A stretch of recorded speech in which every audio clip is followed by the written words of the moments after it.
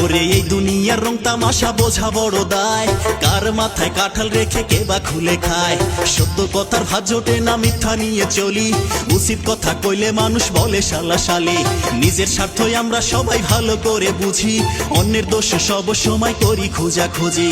নিজের এটা ভালো আর পরের এটা মন্দ, এই নিয়ে করি আমরা কত হিংসা দ্বন্দ্ব। আমার ঘরে জ্বালা বাইরে জ্বালা, সখী ঘর